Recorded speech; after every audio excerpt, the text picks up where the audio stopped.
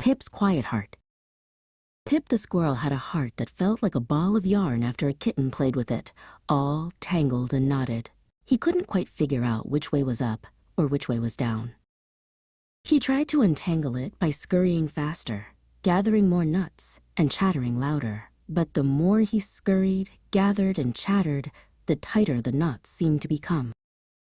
Exhausted, Pip stopped under a grand old oak tree. He sighed a big, wobbly sigh. That's when he noticed a wise old owl, Bodie, perched calmly on a low branch, watching him with kind, steady eyes. "Your heart feels tangled, little one?" Bodie hooted softly. Sometimes, the best way to untangle a knot is not to pull harder, but to hold still.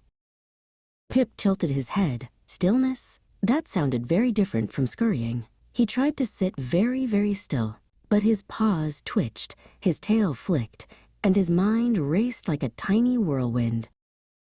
Bodie chuckled softly. "It's not just about the outside, Pip. It's about the inside, too. Feel your breath, in and out, like the gentle tide." Pip closed his eyes and took a deep breath, in and out, in and out. He felt his chest rise and fall, rise and fall. It was like a tiny, quiet rhythm.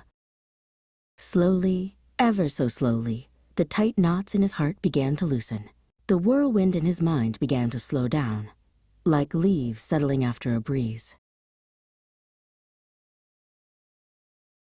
When he opened his eyes, the world seemed clearer, brighter. The tangled feeling was gone, replaced by a soft, warm quiet. He felt light, like a feather floating on a gentle breeze.